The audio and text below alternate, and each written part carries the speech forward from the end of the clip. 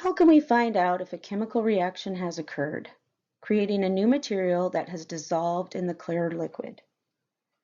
So if you thought of evaporation, I think that's a pretty good idea. Evaporating the liquid from each vial would provide evidence of dissolved material. If anything is left behind after evaporation, that is the material that dissolved.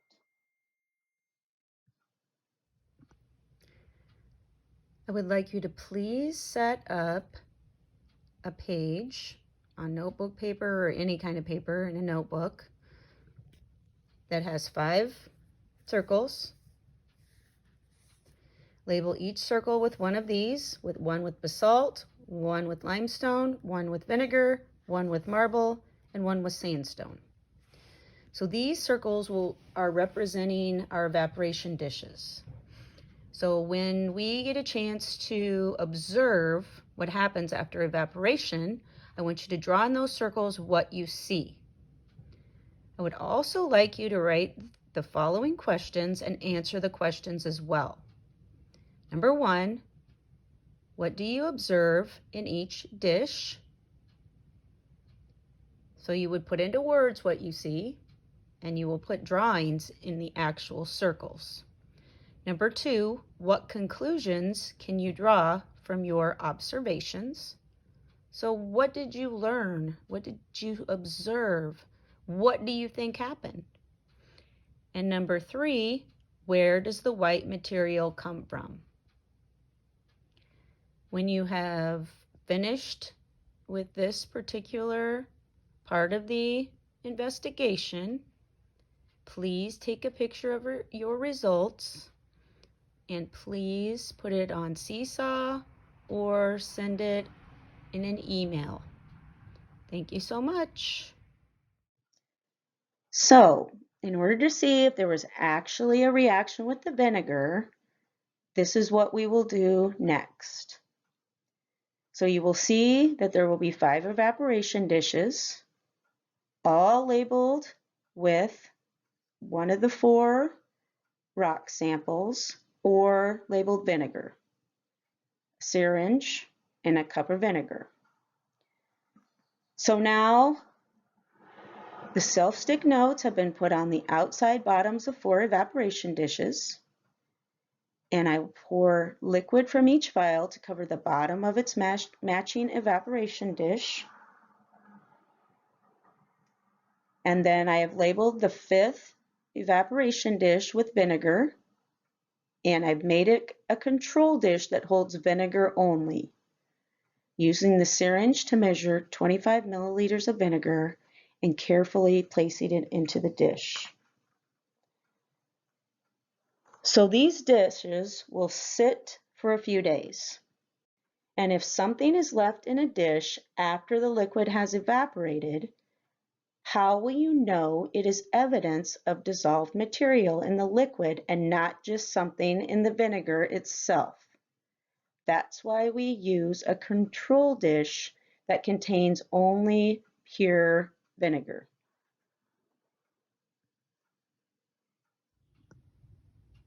During our last investigation, we added vinegar to each of the vials that contained a rock.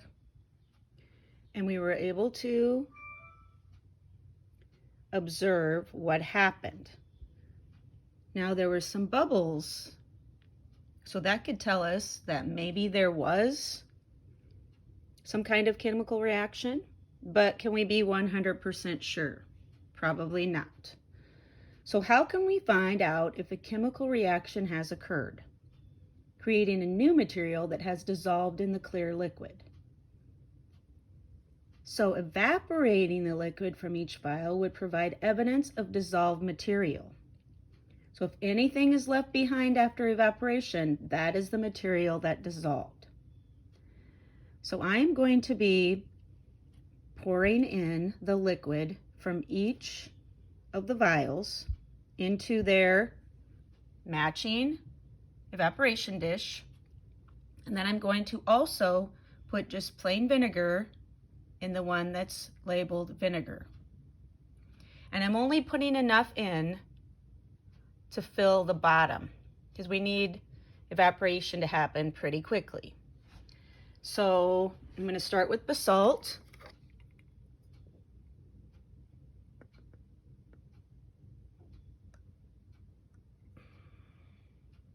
Add a little bit more. A little bit more. And kind of move it around so it's not all in one spot. You can see if it's filling the whole bottom. A little bit more. Okay. So basalt liquid has been added. Now I want to add the limestone liquid.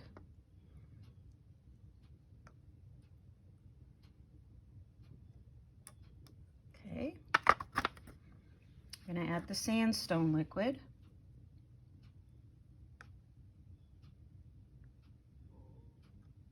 Okay. And the marble liquid.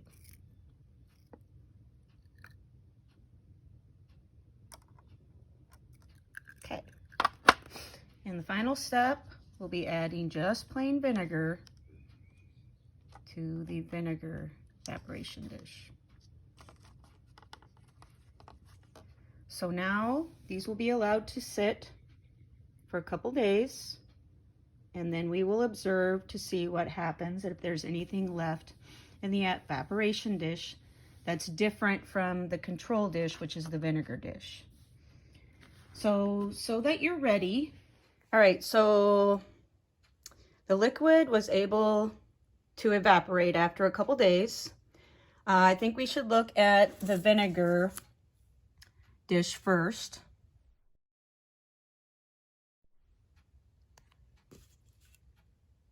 Maybe a little bit of residue from the vinegar, but not a whole lot going on. But draw what you can. There's like some little dots. So remember, you're going to draw in the circle for vinegar what you see. The best that you can, friends. So maybe a few dots here and there that show a little bit of dry vinegar.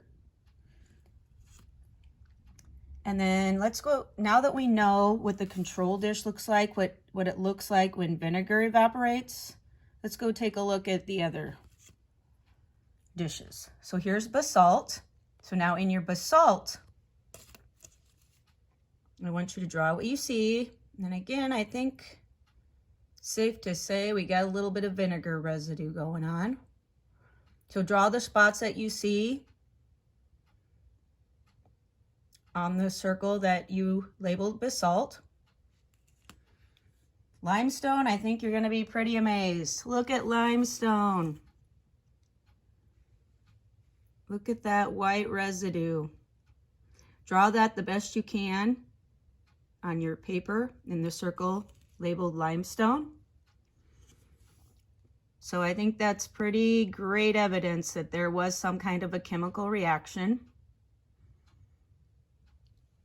And let's take a look at marble.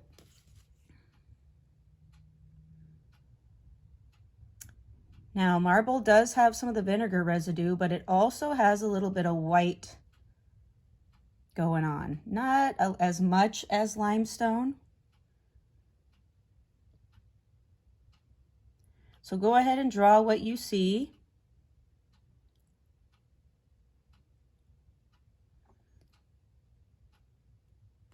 In the circle labeled marble. I think we can also safely say there was a chemical reaction which occurred with marble. So chemical weathering. And last but not least, sandstone.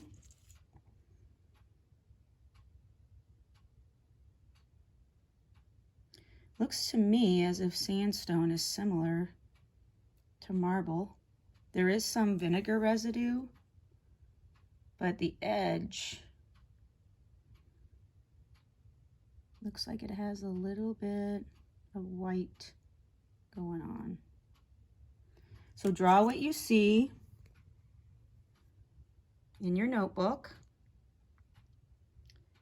And remember, you're also going to answer the 3 questions. What do you observe in each dish? Well, I think we can safely say There's dry vinegar and basalt. Some kind of chemical reaction with a white residue in limestone. Marble has a bit of that white residue. Sandstone also has a bit of the white residue. What conclusion can you draw from your observations? Well, I would say that we can safely conclude that definitely limestone, because remember when we looked at limestone as well, when we put the limestone into vinegar and there was bubbling going on? So I think we got two very good evidence that there's chemical weathering with limestone. And I think we have a pretty, not quite as confident, but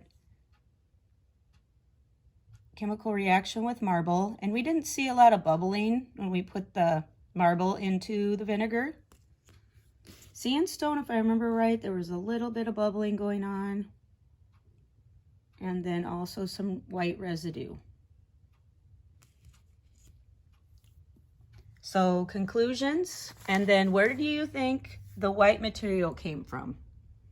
What is that white material? Where do you think it came from?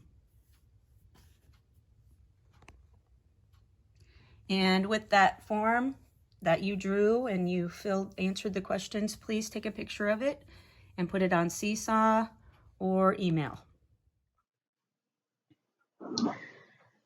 So I had asked you to set up your notebooks or a piece of paper with 5 large circles labeled with basalt, limestone, vinegar, marble, and sandstone, and ask you to draw what you saw and answer the questions and put them on Seesaw so that I could see your results. So question number 1, what did you observe in each evaporation dish? Compare your evaporation dishes to the control evaporation dish.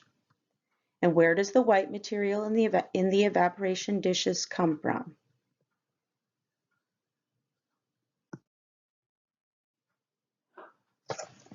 When rocks are exposed at Earth's surface, they come in contact with water and air and living organisms. Chemicals from organisms and in the water and air, like acids, can change rocks.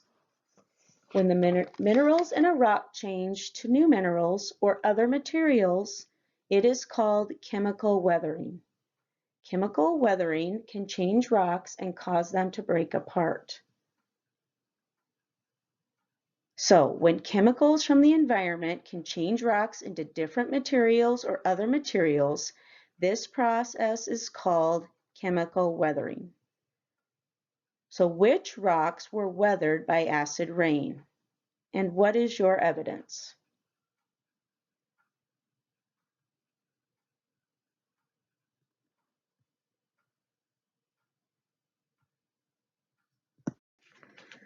So rocks are often a mixture of ingredients called minerals. One mineral, calcite, reacts with acid. So I have a piece of calcite in vinegar.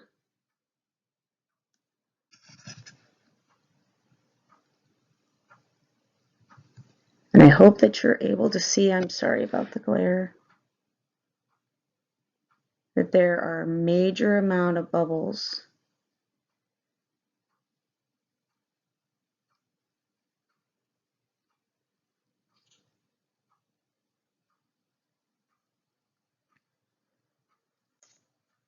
So any rock that includes calcite as a mineral ingredient will be affected by acid rain.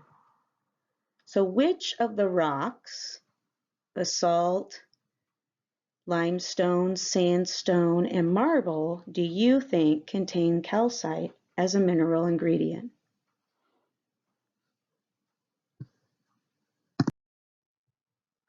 So let's go ahead and review our vocabulary. Acid rain.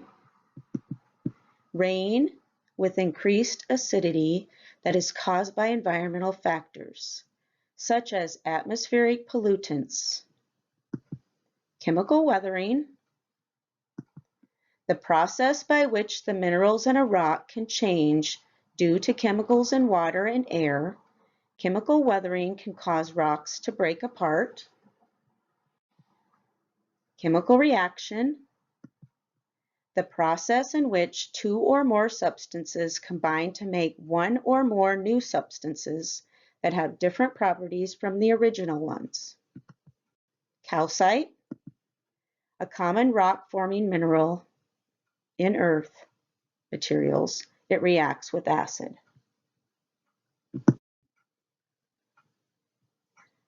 So now, I hope you feel confident in answering the focus question. Please use what you learned in the investigations in your answer. So how are rocks affected by acid rain? Please use complete sentences. Please answer the question completely using information from the investigation. Please take a picture of it and submit it on Seesaw or by email. Thanks.